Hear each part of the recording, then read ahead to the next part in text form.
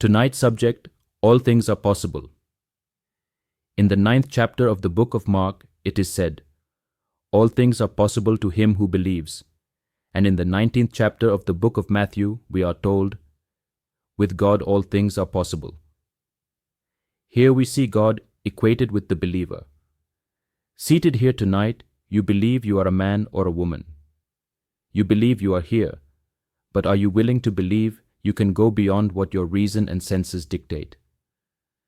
You do not have to limit your power of belief to what your reasonable mind dictates.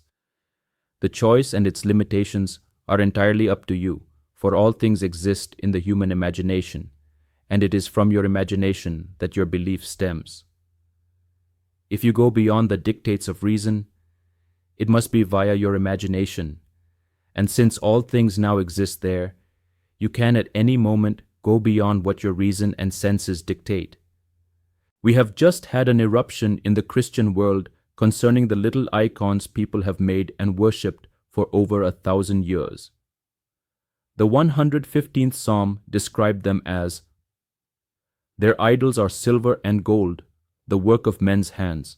They have eyes but do not see, mouths that do not speak, ears that do not hear, hands that do not feel, feet that do not walk, and no sound is heard in their throats.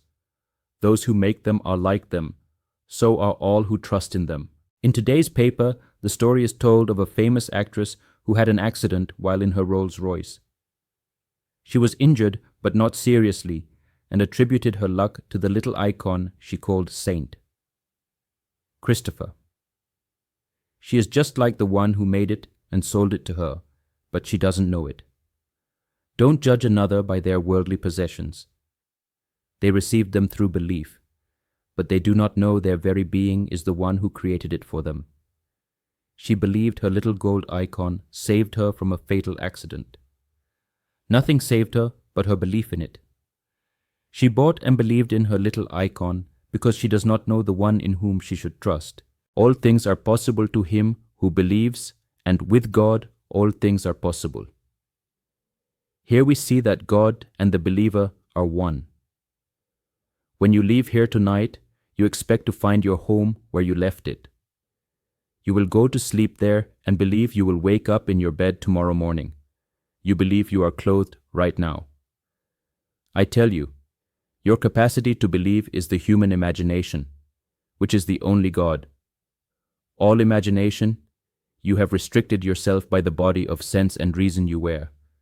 Reason says you are in this room, that you have a certain amount of money, and can have no more unless you make a physical effort to get it. But you would wish you had more, wouldn't you? Assume your wish through the sense of feeling. That assumption, subjectively appropriated and believed to be true, is faith. Can you believe in its reality? Knowing all things are possible to him who believes, can you persuade yourself that, although your reason and senses deny it, your assumption will make it so? Blake, in his wonderful Marriage of Heaven and Hell, said, I dined with Isaiah and Ezekiel and asked, does a strong persuasion that a thing is so make it so? And Isaiah replied, all prophets believe it does, and in ages of imagination a firm persuasion moved mountains. But many today are not capable of a firm persuasion of anything. Everything here was once only a desire, believed. This building, the clothes you wear, or the car you drive were first a desire, then believed into being. Yes, I believe there is a man named Neville. He may work for you to aid the fulfillment of your desire, if you believe you have it. Many men can and will come to aid you, even without knowing they are doing it, if you believe. You do not have to persuade others to help you. All you need do is believe you are what you want to be, and then let the world, which is nothing more than yourself pushed out, go to work to make your assumption possible. I promise you, your desire will be fulfilled, for all things are possible to him who believes. The late Robert Frost said, our founding fathers did not believe in the future, they believed the future in. The most creative power in you is your power to believe a thing in. Our founding fathers did not believe that the passage of time would produce this country as they desired it. They wanted democracy, not a monarchy, and knew that sitting down and hoping it would come to pass wouldn't do it. They had to appropriate it, so they simply believed it in. How? By faith. They subjectively appropriated their desire. Let us say you would like to be in San Francisco now, but you don't have the time or the money to make the trip. What do? You ignore the present moment and subjectively appropriate your objective hope by sleeping in San Francisco tonight. As you lie on your bed, look at your world through the eyes of one who is sleeping in San Francisco. You may wake in the morning to find you are still physically in Los Angeles, but while you slept, changes were taking place, which will compel you to make the journey. I tell you, you will always go physically to the subjective state you have appropriated. Remember, all things are possible to him who believes, and with God, all things are possible. Man believes that God created the world and all within it, but he does not equate God with himself, the believer. But the Bible equates God, the creator of everything, with one who believes. And belief need not be restricted, but can go beyond the evidence of sense and reason. In the world you must go on the outside to light your way. You may light a candle, a lamp, or use electricity. But one day you will turn within to discover that you are the light of the world. Then you will know you are God, the light of infinite love, infinite power, and infinite wisdom. You will expand into these states as you break the barriers of reason and senses. I challenge you to examine yourself. Are you holding to the state you desire to experience? Test yourself, and as you do, you are testing Christ, for he is God's power and wisdom. It doesn't cost anything to test him, so try it. We are told that imagination speaks to us through the medium of dreams and reveals himself in vision. One night I was shown how to test myself. That night I found myself in an enormous mansion on Fifth Avenue in New York City at the turn of the century. Everything that money could buy was in that mansion. Although I was invisible to the two generations who were present, I could hear everything they said. The older gentleman spoke, saying, "Father used to say, while standing on an empty lot, 'I remember when this was just as empty lot.' Then he would describe the building he wanted to be there, as though it were already solid and real. Then the scene shifted, and I saw the building, now complete, standing where only a moment before had been an empty lot. The grandfather was now standing next to his son and grandson, and said, 'I remember when this was an empty lot.' This dream taught me a marvelous lesson. I was the grandfather, the son, and the grandson. It was up to me now to pass this knowledge on to other generations. While standing in a barren state, you can say, 'I remember when this was barren.' If it was barren, you are implying it is no longer so. Then you can, by exercising your inner sense of sight, sound, taste, smell, and touch, occupy the state and allow it to externalize itself for you. I tell you, it does not matter what you have or who you are in this world. All things are possible to you when you believe. You may believe in one or more of the 90-odd so-called saints which have now been demoted, but if you believe, they have served their purpose. Now those who formerly believed in icons on the outside must turn around and learn to believe in themselves. It has taken a long time. For more than 1,000 years, men have believed this nonsense. You don't have to cover your head any more to enter the church. So was it ever necessary? You don't have to believe in Saint Christopher anymore. It never was necessary. But man, in his childlike state, could not believe in himself. So he created something with his human hands to believe in, and his belief produced itself. The icon did not do it for the individual. His belief did it for him. All things are possible to him who believes, and with God all things are possible. So is God not one with the believer? His name forever and forever is I Am. Do you not know that you are? Knowing that, are you not saying, I am? If your name is John, you must be aware of it before you can say, I am John. I say, I am Neville. I may not always say I am before I say Neville, but I am aware of being Neville before I say the word. I have given my awareness of being a name. It is Neville.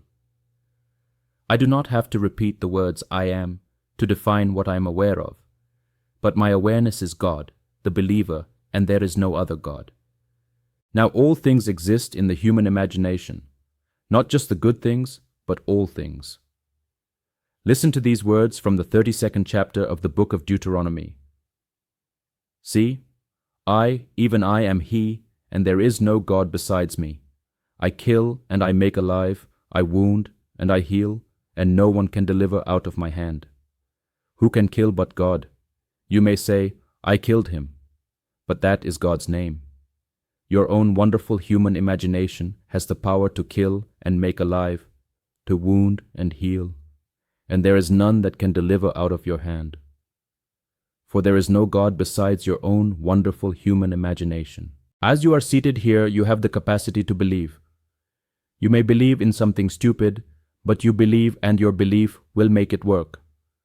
The one I speak of as God is your mightier self, yet your slave, for purposes of his own. He waits on you as indifferently and as swiftly when your will is evil as when it is good. He does it by conjuring images of good and evil, just as though they were real. Allowing you to imagine whatever you desire, he projects it upon the screen of space in order for you to experience it.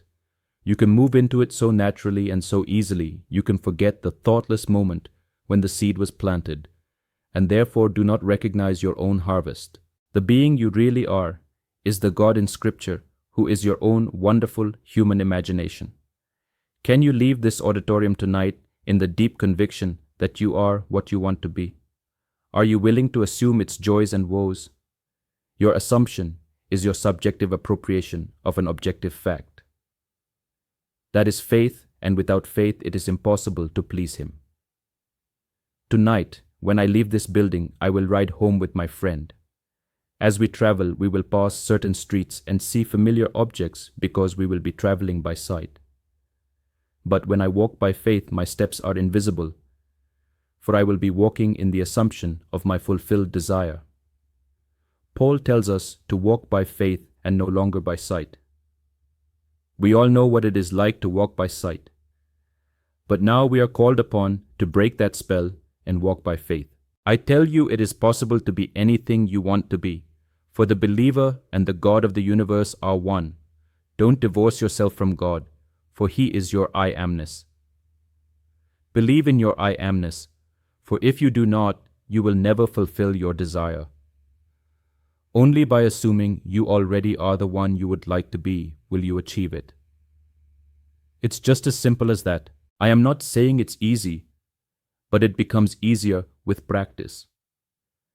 If I gave a Stradivarius to one who had mastered the violin, he could lift me to the nth degree of joy. But if I put the same violin in the hands of one who could not play it, he would shortly drive me insane. It's the same violin, yet one brings harmony while the other brings discord. You kill and make alive out of the same instrument, which is your own wonderful human imagination. You may make many discords until you learn how to play.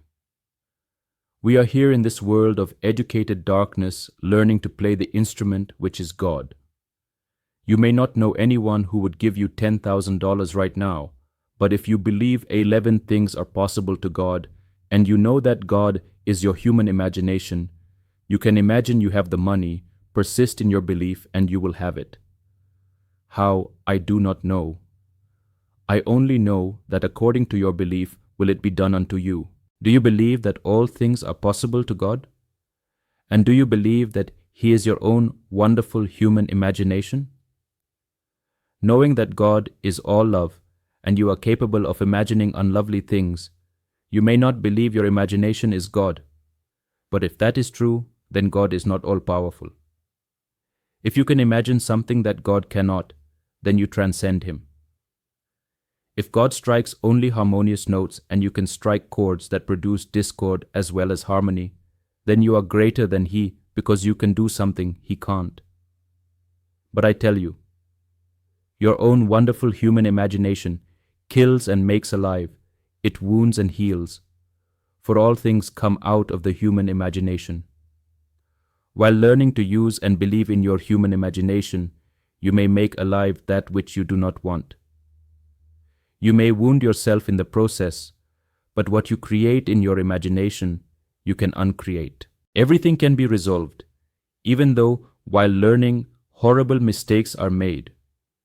Don't condemn yourself for anything you have ever done, are doing, or may do, as you learn to play the instrument, who is God Himself, and your own wonderful human imagination, for there is no other creative power.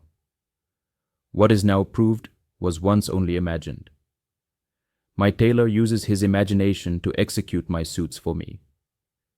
They must first be imagined before the cloth is cut. My tailor doesn't take his scissors and start cutting the cloth in the hope that something will come out. He imagines it first. And when I sit in my barber's chair, he sees what ought to be on my head instead of what is there. Everything must first be imagined before it can become a fact, and that capacity to imagine is God. Now, you do not observe imagining as you do objects in space, because you are the reality that is called imagination. You can observe this room, which was once only imagined, but you cannot observe the creative power that conceived it. The things created are seen, but you, the Creator, are not seen. And you will never know you are He until God's only Son, David, stands before you and calls you Father. Not everyone will accept this knowledge, for they would rather have their little icons. I'm quite sure this Italian actress who had the accident would not be interested in or believe my words, and she is not alone. There are hundreds of millions tonight who would not give up their little medals. I saw where Cardinal MacIntyre had put his seal of approval on the reverse side of the little St. Christopher medal, thereby giving it his blessing. On one side is a face that never existed, and on the other, a priest of the church gives his approval. What nonsense, yet the medals work because people believe they do. It's time for man to stop believing in something on the outside and start believing in his human imagination. It's time to stop all the outside icons. You shall make no graven image unto me, or have no other gods besides me. You may have no education, no money or social background, and find it difficult to believe in yourself. But because all things are possible to him who believes, and with God all things are possible, you can go outside of your senses and believe anything into being. Test your imagination, and if it proves itself in performance, what does it matter what the world thinks? Through testing, I have proved imagination. I have found him, and now I share my findings with another. He is called Philip, the lover of horses, the symbol of the mind. Knowing Philip loves learning about how the mind functions, I tell him that I have found him whom Moses and the law and the prophets spoke, Jesus the Messiah. I will take you to him. You are here because, as Philip, you desire to know more about the mind and its functions. I can take you to Jesus by telling you who he is, but I cannot show him to you, for he is invisible. Your I amness is he. Say, I am secure, I am wealthy, I am free. This may not be true based upon your senses, but I am simply asking you to say the words. For the moment you do, you are subjectively appropriating security, wealth, and freedom. Reason will try to take these from you, so I ask you to play a little game with me. Go through the door and walk as though you are secure, wealthy, and free. Sleep this night as though it were true. If you do, you will not fall asleep seeing the world as you did last night. You will see it differently. If this morning someone gave you a check for $20,000 and you deposited it to your account, you would be $20,000 richer. Therefore, you could not sleep tonight as you did before.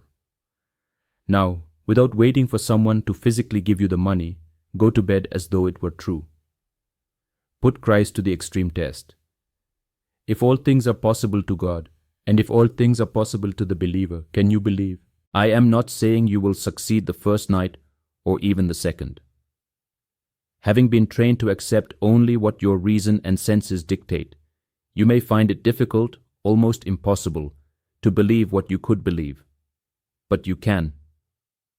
This morning, as I was returning to this world, I came upon a scene of shadows of beings. The first one was blind, unable to see the world round about him. The second one saw, but his vision was limited. The third saw more than the second, and the fourth could see, hear, and do more than the third. I awoke, saying to my friend Bob Crutcher, "With your talent to write, you could write a movie about this series of events. If you did, you would receive $3,000 for it." I knew that just like an actor, I had identified myself with every shadowy being I had seen. Although shadows, I, the perceiving one, had assumed one after the other to find myself limited by the state perceived. As I assumed the first one, I was totally blind. As the second, I could see a little, and as the third, a little more. Then I woke, urging Bob to write it, to show how man is restricted by what he is wearing. In order to play a part, you must feel the part. As the blind man, I had to feel my way about. When I put on another garment, I could see and did not need to feel any more. With each garment I wore, I sensed more and more, and awoke, urging my friend to show this in picture form in the hope that those who would see it would understand that man is only playing a part. The part need not be that which was given him at birth. He could pick a part and enter it at any point in time. Right now, you are playing a part. If you don't like it, you can change it. You could play the part of a man wealthier than you were 24 hours ago. It's only a part for you to play if you desire it. Everything I am telling you is from the Bible. I kill and I make alive. I wound and I heal one, and there is none that can deliver out of my hand. I, even I am He, and there is no God besides me. I am the Lord your God, the Holy One of Israel, your Savior, and besides me there is no Savior. These are the words of God, revealed through His prophets of old. Their prophecy is fulfilled in the New Testament as, "Whatsoever you desire, believe you have received it, and you will." That's how easily you apply it, for an assumption, though false and denied by your senses, if persisted in, will harden into fact. I am telling you, you are God, and there never was another. The being in you is God, and you and I are one, because there is only one God. In the end, you will know that you and I are one, for you will discover you are the father of my son, who you will know to be your son. In fact, it will not be the son revealing you as the father, but you, the Father, revealing your Son. Now let us go into the silence.